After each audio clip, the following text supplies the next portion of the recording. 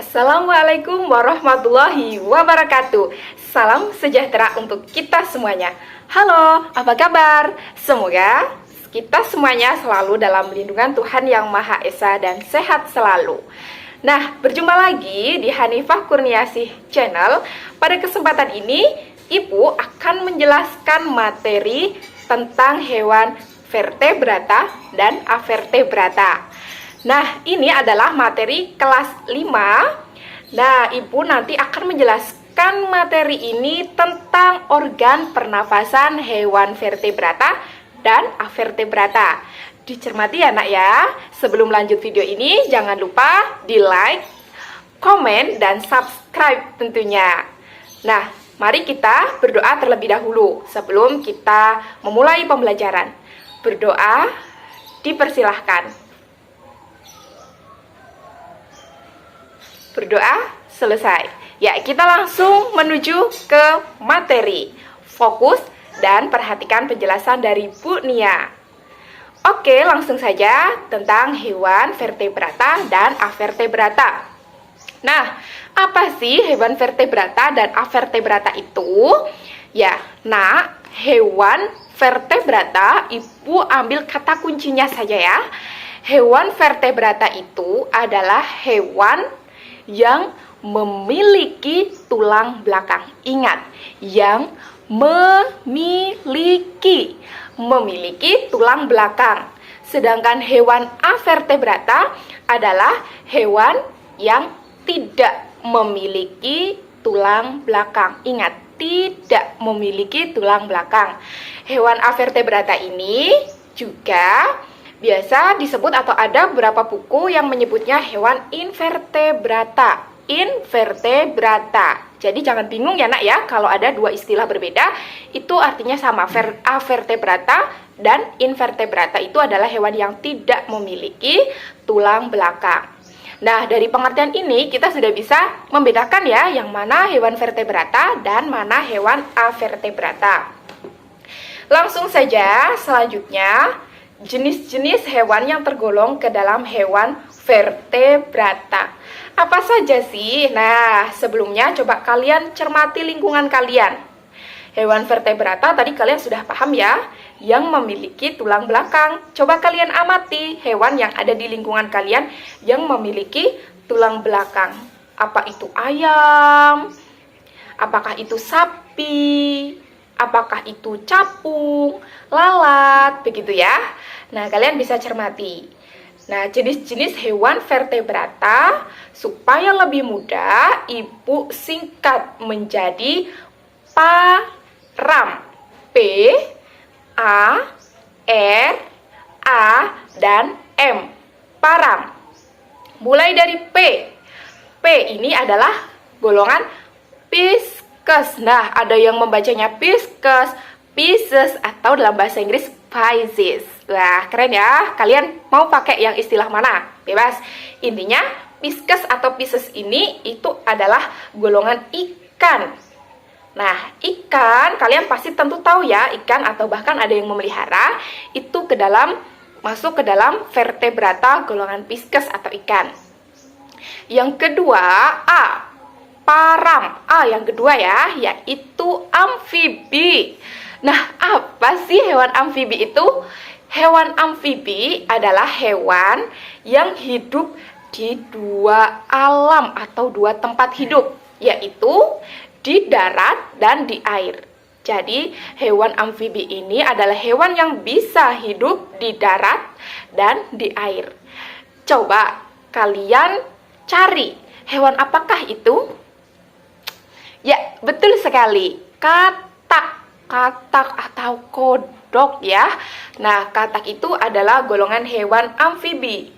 Karena ketika waktu menjadi berudu, berudu itu kecebong ya nak ya, jangan bingung ya. Berudu itu katak hidup di air. Lalu ketika sudah beranjak dewasa, mulai dari katak muda ke katak dewasa, katak hidup di darat. Seperti yang kita lihat pada saat ini ya, kita bisa melihat di darat itu ada katak. Nah, karena bisa hidup di dua alam, maka katak tergolong hewan amfibi. Tadi ya. Kemudian, param, R. Selanjutnya, R itu adalah reptil. Apa itu reptil? Reptil adalah hewan melata, merayap, bebas. Intinya adalah hewan yang melata. Contohnya, coba kalian amati lingkungan kalian sekitar. Kalian berpikir terlebih dahulu, yang melata, merayap hewan apa ya? Itulah yang tergolong reptil. Apa saja yang ada di rumah kita, yang sering kita lihat di dinding sekitar kita? Ada cicak, ya, cicak. Lalu apa? Kadal. Lalu apa? Buaya. Lalu apa lagi? Ular, komodo. Banyak sekali ya. Itulah golongan hewan reptil. Sudah masuk di bayangan ya? Bisa membayangkan hewan-hewan reptil itu? Oke, selanjutnya param. Setelah R ada A. A selanjutnya adalah animalia.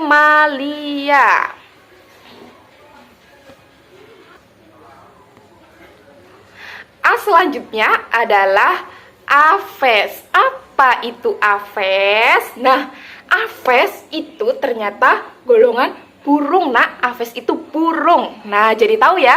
Oh, ternyata aves itu adalah burung. Burung ini punya ya tulang belakang, sehingga tergolong ke dalam hewan vertebrata.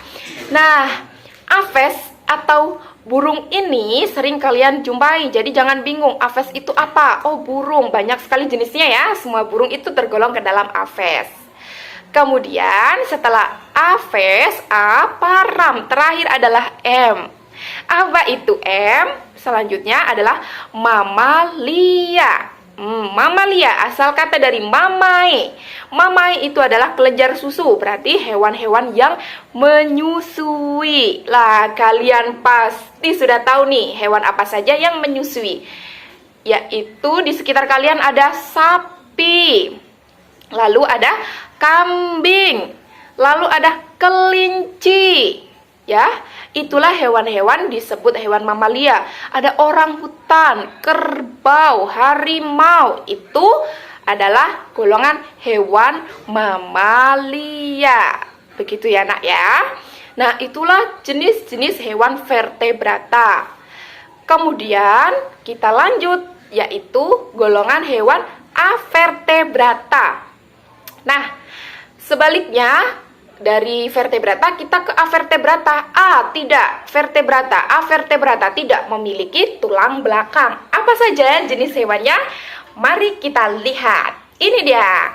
Nah, golongan hewan avertebrata ada. Nah, pada kesempatan ini Ibu jelaskan hanya intinya ya, nak, karena lebih detailnya tentang penggolongan hewan vertebrata dan avertebrata akan kalian dapatkan penjelasannya nanti di kelas yang lebih tinggi, yaitu di SMP. Nah, golongan avertebrata itu ada hewan cacing, serangga, kupu-kupu, capung, kemudian ada siput. Nah, kemudian ada ulat, ya, nak ya. Jadi yang tidak memiliki tulang belakang. Nah, itulah golongan hewan vertebrata dan avertebrata. Silakan bisa dilihat di contoh gambar yang Ibu sajikan ya. Dicermati betul-betul apakah kalian pernah melihat hewan tersebut? Batuk ya.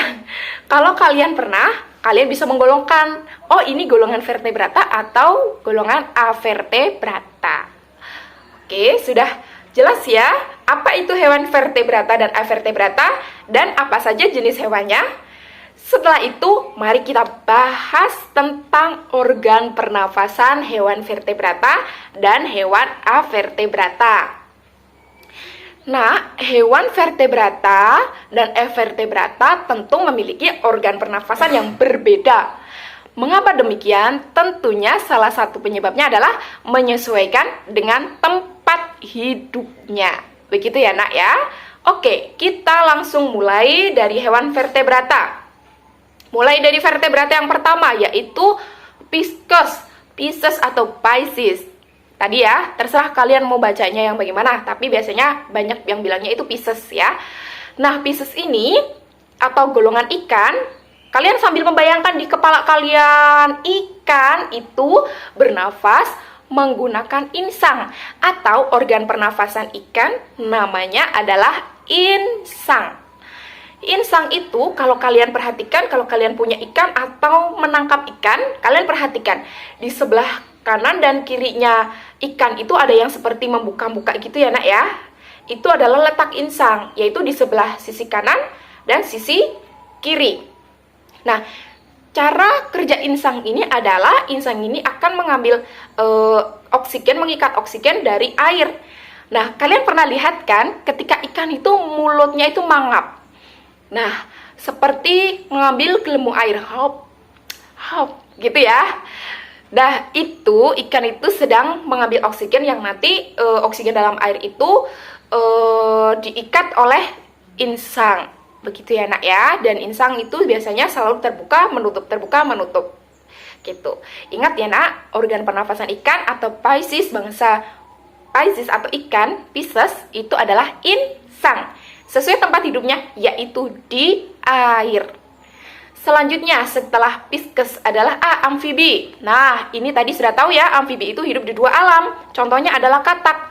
Maka, ini juga memiliki dua organ pernafasan. Apa saja? Ketika masih menjadi berudu atau kecebong ya, bahasa kita kenal setiap harinya, dia hidup di air. Maka, dia juga organ pernafasannya menyesuaikan, yaitu menggunakan insang. Jadi ketika menjadi berudu itu menggunakan insang. Dan kedua, ketika sudah dewasa mulai hidup di darat, itu katak bernafas menggunakan paru-paru. Nah nak, selain itu katak juga dibantu pernafasannya dengan pernafasan kulit. Itulah kenapa kalau kalian perhatikan katak, kulitnya, kulit katak itu selalu basah atau lembab, karena itu untuk membantu bernafas. Gitu ya nak. Hewan amfibi, organ pernafasannya adalah insang dan paru-paru dibantu oleh kulit. Selanjutnya setelah amfibi ada reptil. Nah, reptil hidup di mana nak? Hidup di darat ya. Ada buaya itu juga hidup di air, tapi sekali pasti dia mengapung di permukaan air atau di darat ya nak ya. Hidungnya pasti mengarah ke atas, ke permukaan air. Nah, reptil itu bernafas menggunakan paru-paru. Cara kerjanya yaitu mengikat oksigen, menghirup udara, dan di dalam udara itu pasti mengandung oksigen, kemudian diikat di dalam paru-paru, dan kemudian tentunya diikat oleh darah. Selanjutnya setelah reptil adalah aves, burung atau unggas. Nah, jadi burung itu kamu jangan terbatas hanya sekedar burung kakak tua, burung hantu. Tidak, tetapi unggas juga termasuk dalam golongan aves ya nak ya. Nah, aves ini bernafas menggunakan paru-paru, tetapi memiliki alat bantu pernafasan namanya kantong udara atau gelembung udara. Nah, fungsinya kantong udara ini adalah untuk membantu aves atau burung ini ketika terbang. Kalian bayangkan ya nak ya, ketika di atas sana angin itu kencang, tekanannya juga semakin menerpa. Seperti kita ketika naik motor itu pasti kesulitan kan ketika bernafas karena dari depan terpapar udara.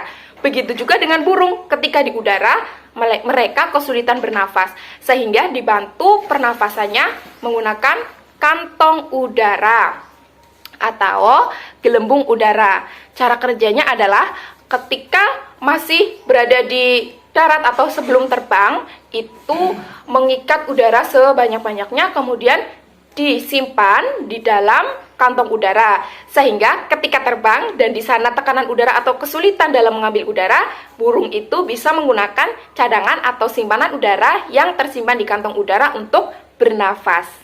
Bisa dipahami ya nak? Jadi burung atau aves, terutama yang terbang itu burung itu bernafas dengan paru-paru dan dibantu dengan kantong udara atau gelembung udara ketika terbang. Nah, aves sudah. Selanjutnya mamalia. Pasti kalian sudah sangat paham sekali melihat dari contoh hewan mamalia seperti kambing, kerbau, sapi. Pasti kalian sudah tahu nih organ pernafasannya apa? Yaps, organ pernafasan dari mamalia ini adalah paru-paru. Paru-paru ini Itu kerjanya yaitu dengan cara hewan menghirup udara, tentunya yang mengandung oksigen ya. Oksigen kemudian masuk melalui hidung, kemudian tenggorokan, dan masuk ke dalam paru-paru. Di paru-paru inilah nanti oksigen udara itu disaring, diambil oksigennya lewat alveolus. Nanti kalian akan belajar lebih jelasnya tentang organ paru-paru. Jadi diikat oksigennya, kemudian diikat oleh darah dan diedarkan ke seluruh tubuh. Jadi mamalia itu organ pernafasannya adalah paru-paru. Oke, begitu ya nak, paham tentang organ pernafasan pada manusia? Ibu ulangi, ibu ringkas kembali organ pernafasan pada hewan vertebrata. Ibu ringkas, yaitu tadi vertebrata, Pisces atau pisces dengan insang, amfibi, insang, paru-paru dibantu dengan kulit, reptil dengan paru-paru, aves dengan paru-paru dibantu dengan kantong udara, dan mamalia dengan paru-paru. Kemudian untuk selanjutnya hewan avertebrata. Nah, hewan avertebrata yang akan ibu bahas yang pertama adalah yang sering kita temui, cacing. Cacing di dalam tanah, pasti kalian bertanya-tanya, itu bernafasnya pakai apa ya? Iya kan? Nah, ternyata nak, cacing itu bernafas menggunakan kulit. Itulah kenapa kulit cacing kalau kita cermati selalu basah, karena dia untuk mempermudah mengikat oksigen ya. Jadi bernafas menggunakan kulit, cacing dengan kulit. Yang kedua serangga, seperti nyamuk, kemudian ada capung, belalang, itu bernafas menggunakan trachea. Ya nak ya, menggunakan trachea. Trachea letaknya ada di sisi kanan dan sisi kiri tubuh dari serangga itu. Enak ya, menggunakan trachea. Selanjutnya, setelah serangga, itu ada hewan seperti siput, bekicot, itu juga bernafas menggunakan kulit. Itulah mengapa juga kulit dari bekicot itu selalu basah. Begitu ya nak ya. Itu dari Bunia. Untuk lebih jelasnya bisa dibaca di buku materi kalian, karena jika ibu jelaskan semuanya di sini akan terlalu panjang videonya. Begitu ya nak, silakan dipelajari kembali, kalian cari tahu dan harus banyak belajar, membaca banyak buku supaya tambah pintar, tambah pengetahuan. Begitu ya nak ya. Cukup sekian dari ibu, kurang lebihnya mohon maaf. Semoga bisa dipahami oleh kalian semuanya. Jangan bosan menonton video dari ibu. Jangan lupa di like, jempolnya diklik, komen, dan klik subscribe tentunya. Terima kasih, kurang lebihnya mohon maaf. Tetap semangat belajar walaupun daring dari rumah. Wassalamualaikum warahmatullahi wabarakatuh.